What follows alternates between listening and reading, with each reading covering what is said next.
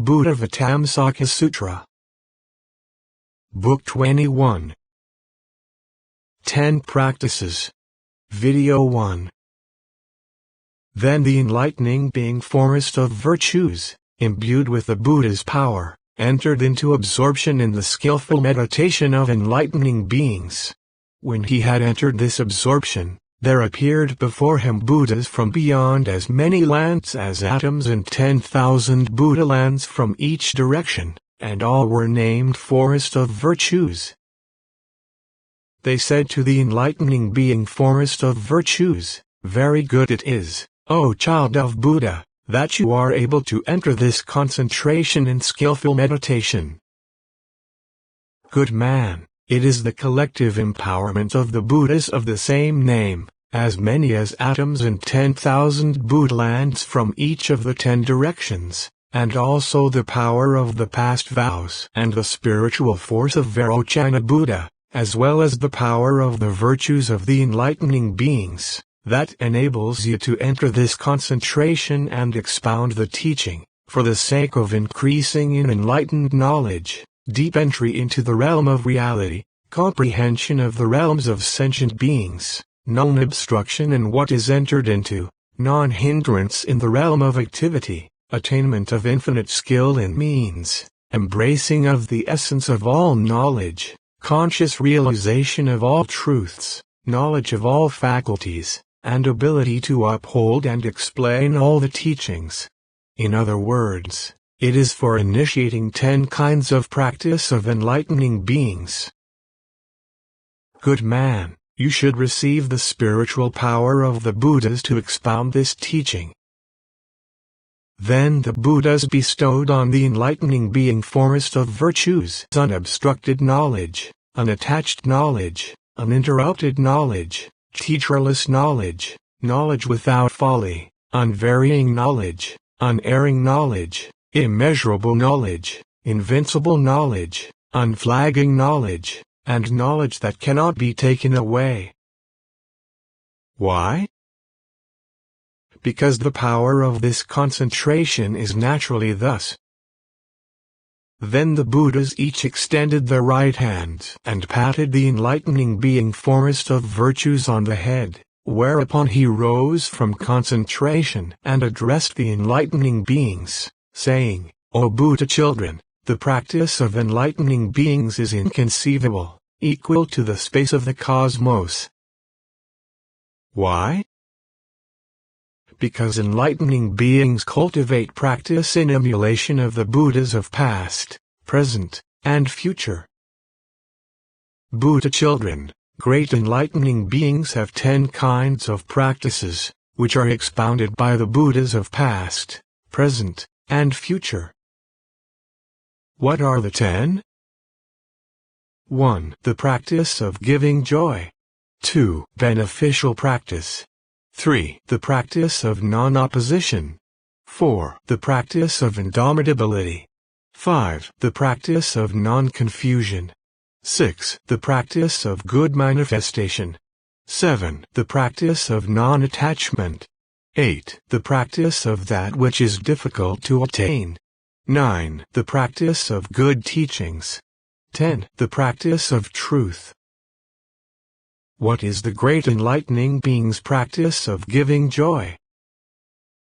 Here the enlightening beings are magnanimous givers, bestowing whatever they have with an equanimous mind, without regret, without hoping for reward, without seeking honor, without coveting material benefits, but only to rescue and safeguard all living beings, to include all living beings in their care, to benefit all living beings, and to emulate the original practice of all Buddhas, recall the original practice of all Buddhas, delight in the original practice of all Buddhas, purify the original practice of all Buddhas, further develop the original practice of all Buddhas, make manifest the original practice of all Buddhas, and expound the original practice of all Buddhas, to cause all sentient beings to be relieved of pain and suffering and attain comfort and happiness.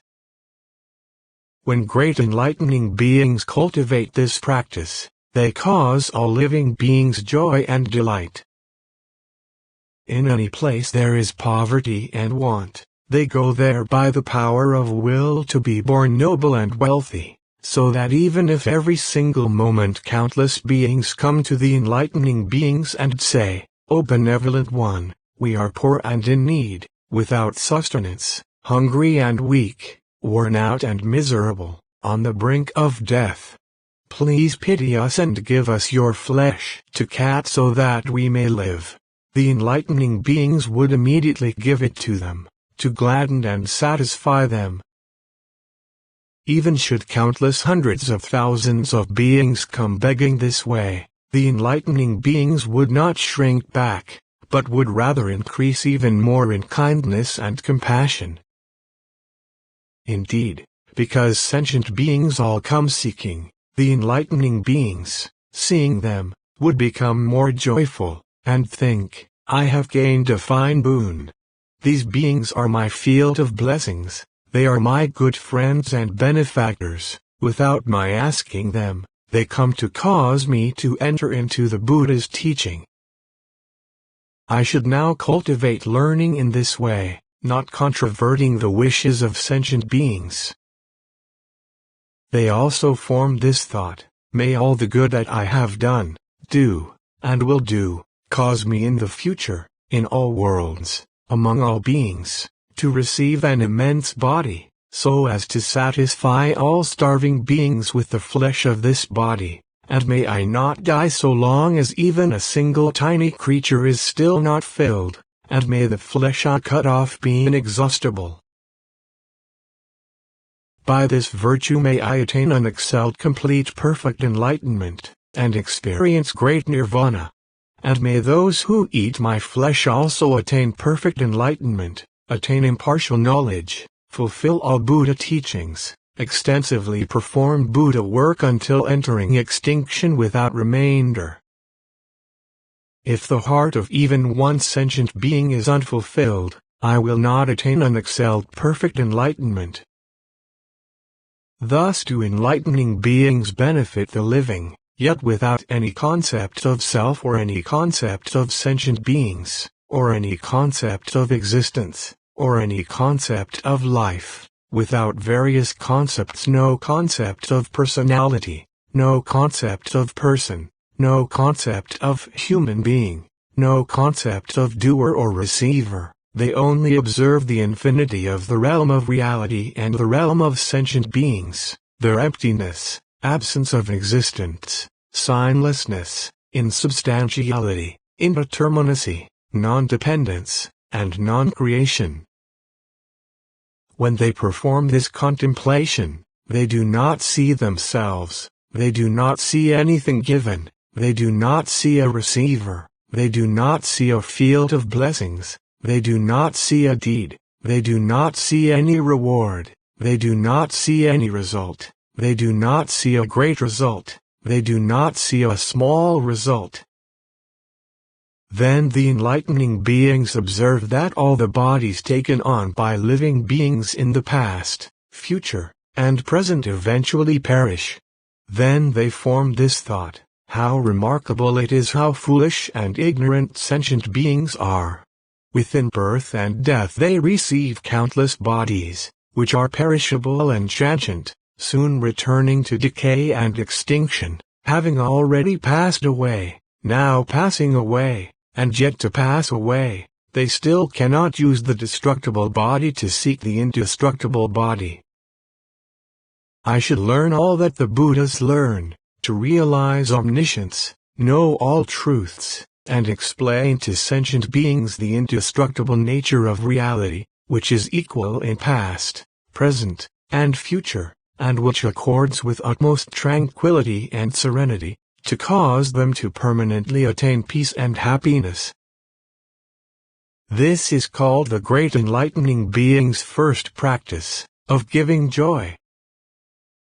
What is the great enlightening being's beneficial practice?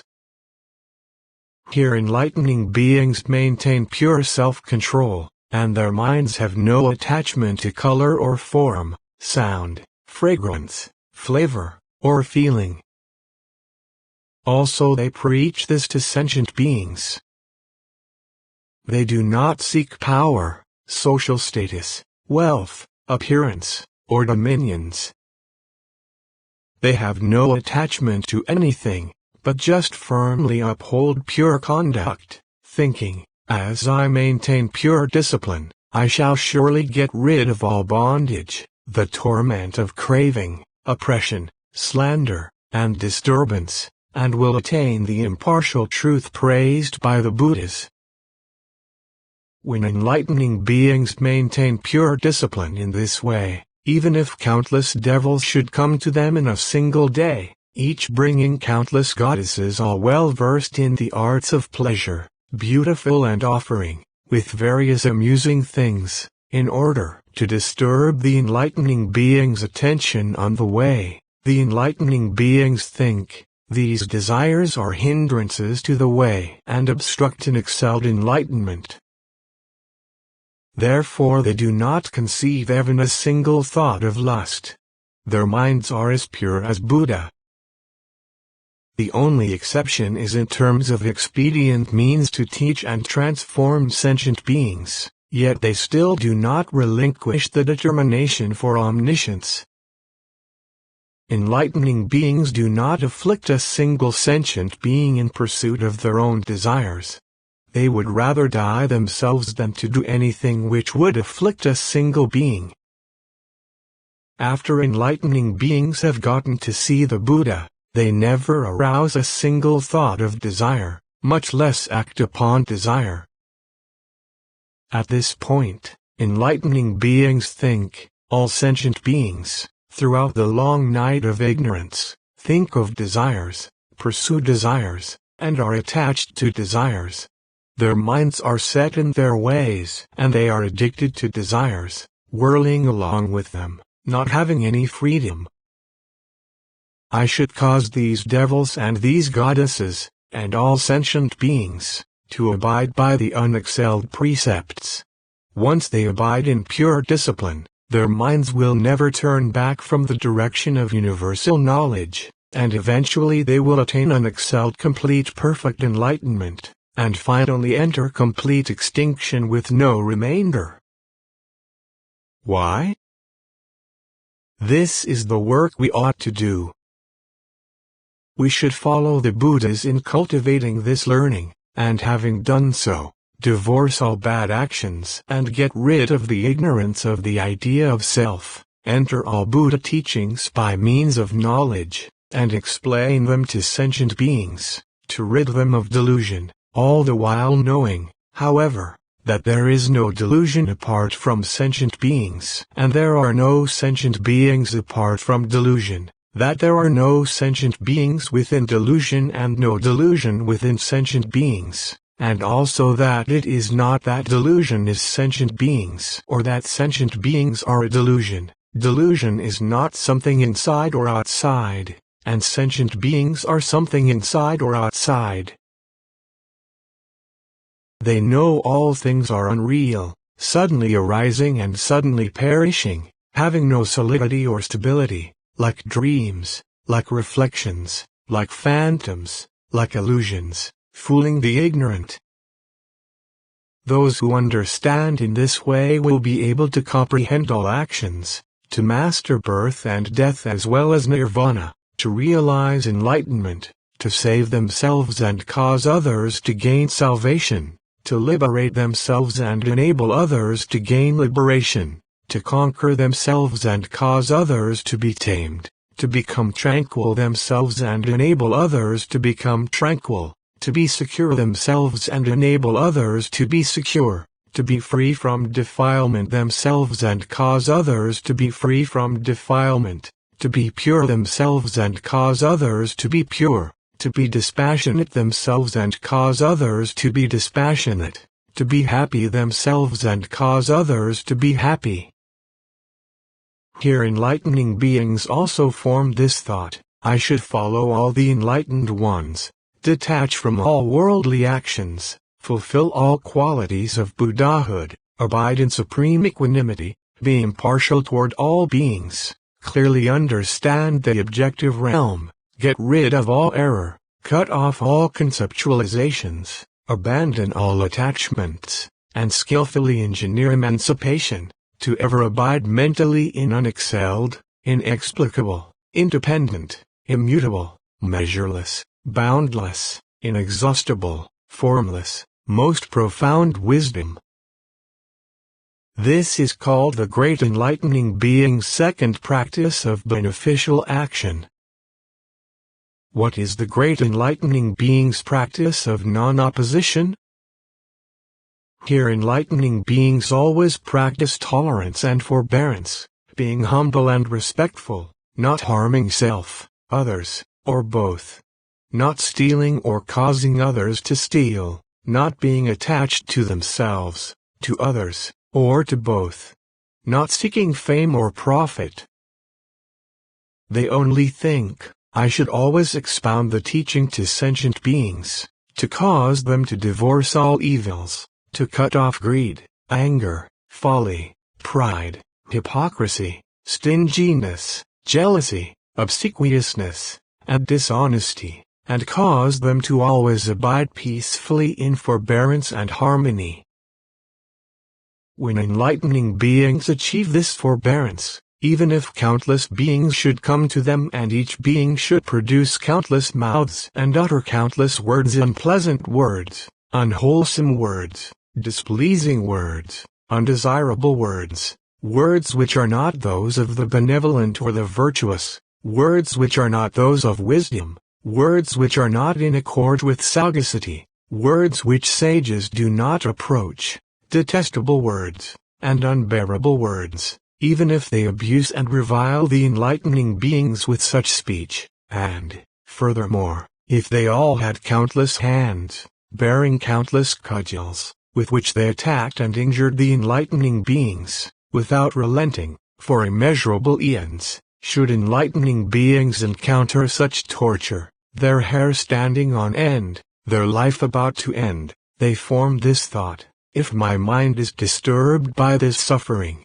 then I have not mastered myself, I am not self-possessed, I do not understand myself, I am uncultivated, I am not properly stabilized, I am not at peace, I am careless, I give rise to attachments. How can I enable others to attain purity of mind?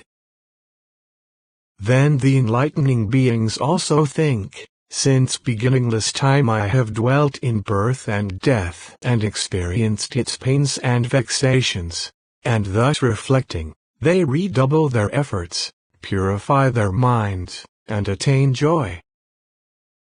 They skillfully concentrate themselves, and themselves able to abide in the Buddha teaching, they also enable sentient beings to attain the same condition. They further reflect, this body is empty and null, it has no self or possessions, it has no reality, it is void by nature, with no duality. Neither pain nor pleasure has any existence, because all things are empty. I should expound this teaching for people, to enable all sentient beings to do away with their views. Therefore, though I meet with suffering today, I should accept it with patience, out of compassion for beings, to benefit beings, to pacify beings, out of pity for beings, to take care of beings and not abandon them, to attain enlightenment myself and also to enable others to attain enlightenment, so that my mind will never regress, and so that I may progress on the way of Buddhahood. This is called the enlightening being's third practice of non-opposition. What is Great Enlightening Being's practice of indomitability? Here the enlightening beings cultivate various forms of energy, foremost energy, great energy, excellent energy, outstanding energy, supreme energy, sublime energy, exalted energy, unsurpassed energy, unequaled energy, comprehensive energy. They become naturally free from the three poisons of greed, hatred, and delusion, naturally free from pride and conceit, naturally not hypocritical, naturally not stingy or jealous, naturally not deceitful, naturally conscientious. Ultimately, they do not make any effort that would afflict a single living being. They only make efforts to cut off all afflictions, to pull out the roots of all confusion, to get rid of all force of habit, to know all realms of living beings, to know where all beings die and are born, to know the afflictions of all sentient beings, to know the inclinations of all sentient beings, to know the perspectives of all sentient beings, to know the superiority and inferiority of faculties of all sentient beings, to know the mental activities of all sentient beings, to know all realms of phenomena, to know the basic nature of all Buddha qualities, to know the equal nature of all Buddha qualities, to know the equal nature of all time frames, to attain the light of knowledge of all Buddha teachings, to experience the knowledge of all Buddha teachings, to know the unique true character of all Buddha teachings, to know the infinity of all Buddha teachings, to attain far-reaching decisive knowledge of techniques of all Buddha teachings, and to attain the knowledge to analyze and expound the expressions and meanings of all Buddha teachings.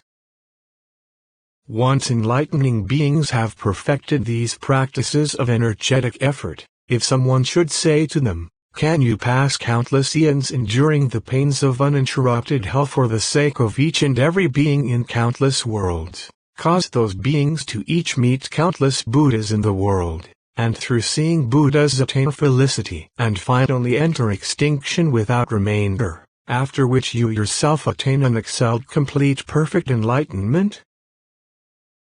They would answer, "I can."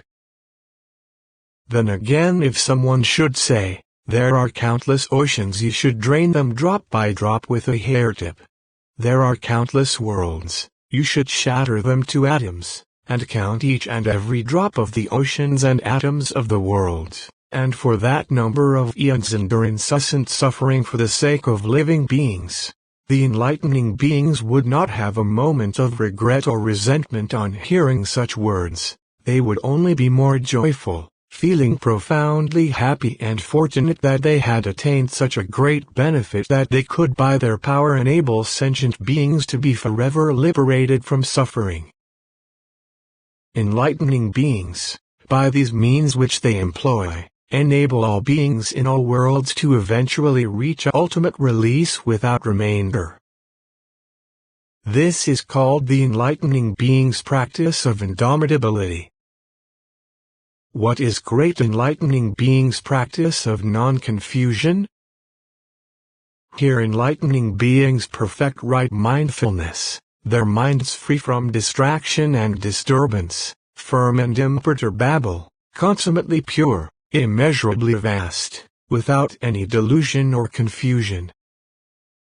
By virtue of this right mindfulness they well understand all worldly speech and are able to remember the verbal explanations of transmundane laws.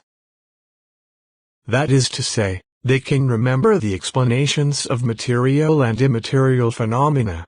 They can remember the explanations of the definition of the intrinsic nature of sensation, perception, conditioning, and consciousness, without any confusion in their minds.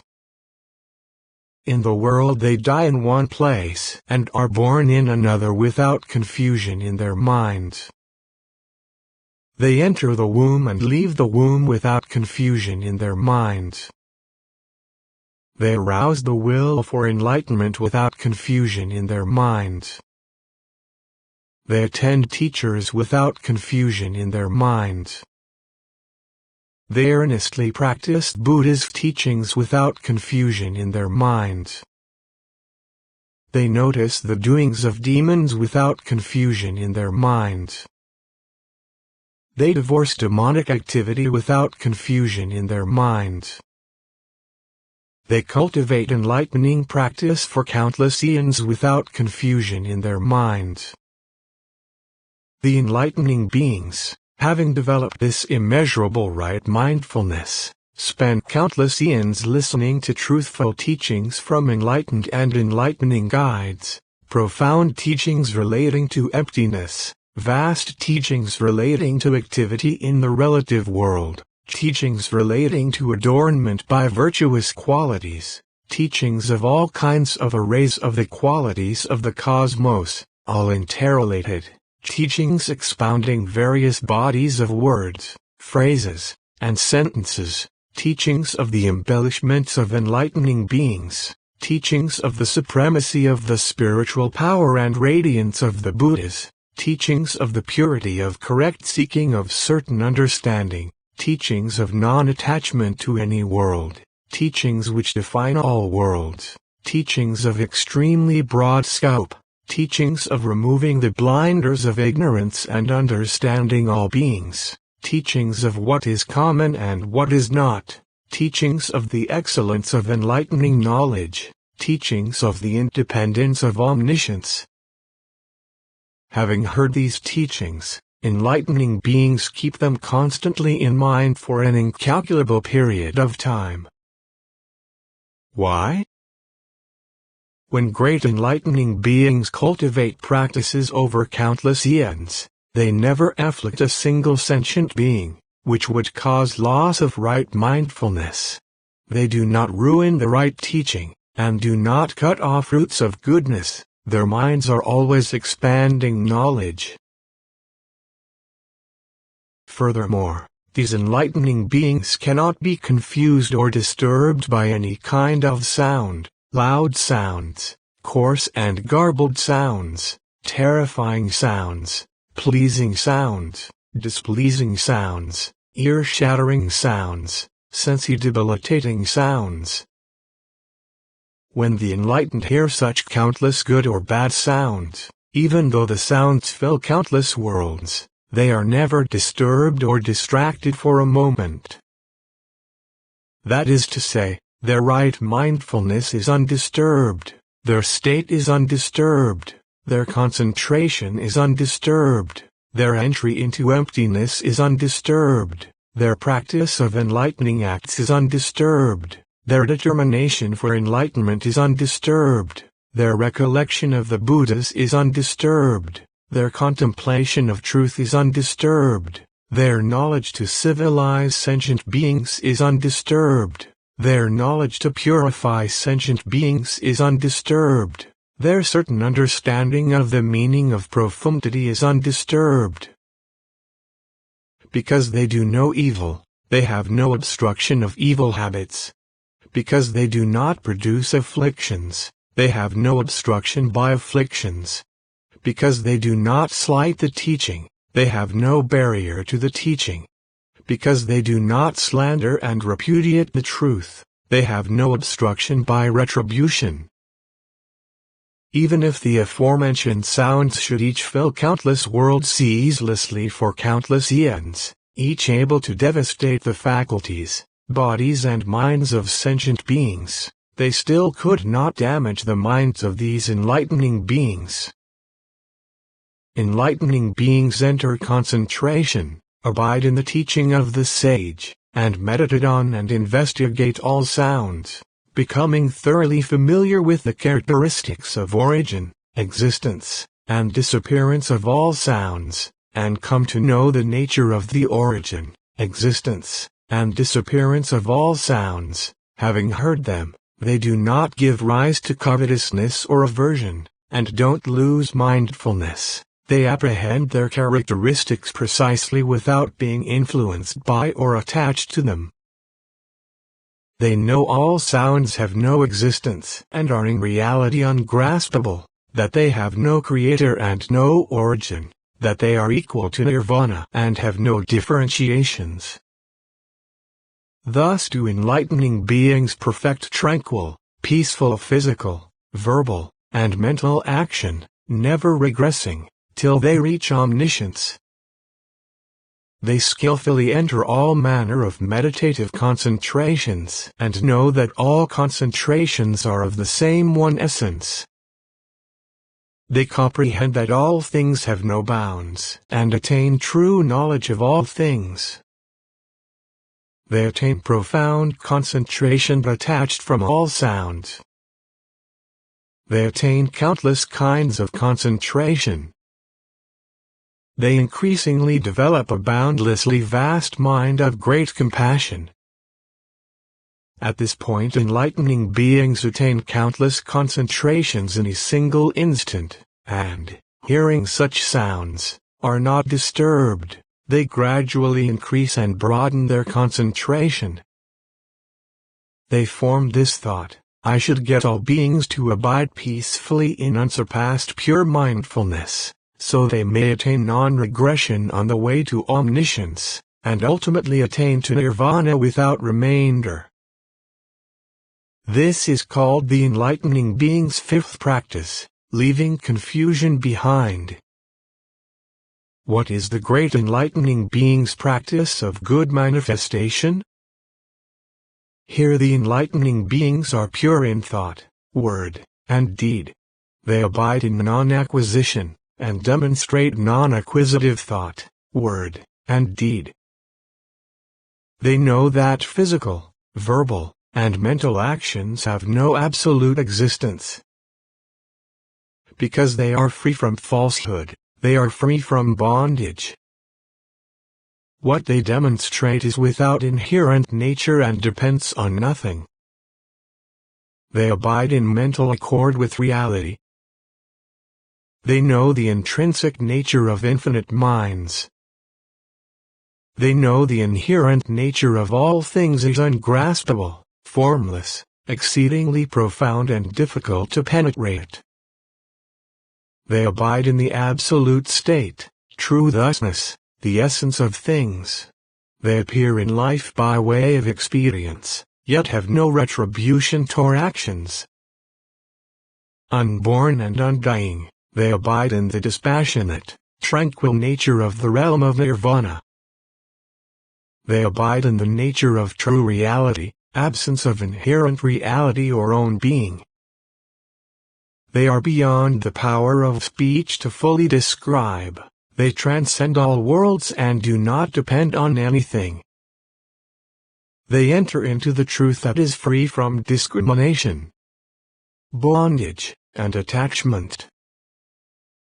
They enter the true principle of supreme knowledge. They enter the transcendental truth which cannot be understood or known by any worldlings. Such are the characteristics of the enlightening being's expedient manifestations of life. These enlightening beings formulate this thought: the nature of all sentient beings is naturalessness. The nature of all phenomena is uncreated. The form of all lands of formlessness. In all worlds there only exists verbal expression. And verbal expression has no basis in facts. Furthermore, facts have no basis in words.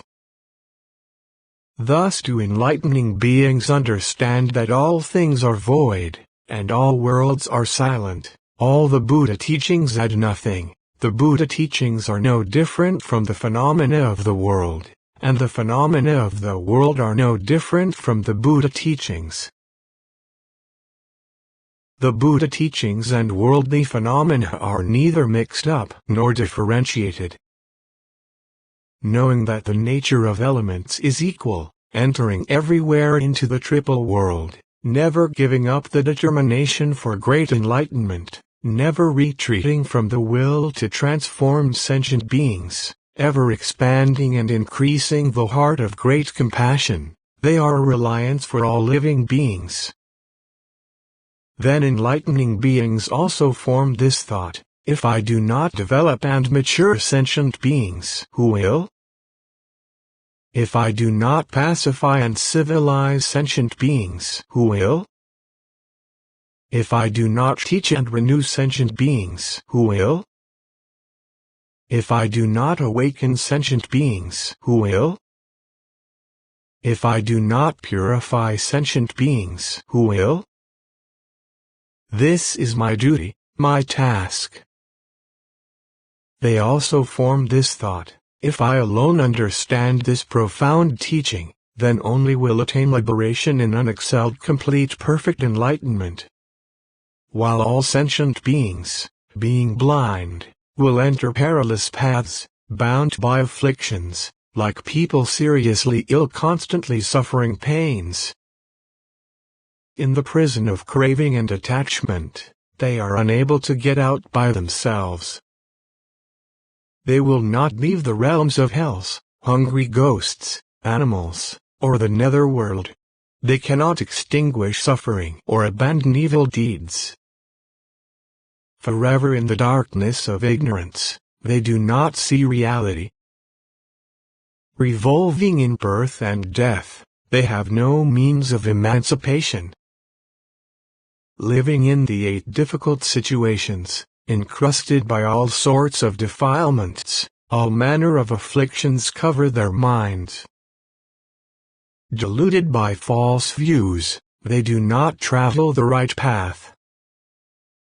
This observing sentient beings, enlightening beings think, it would not be proper for me to abandon these sentient beings while they are still undeveloped, immature, and unruly, and myself attain unexcelled complete perfect enlightenment.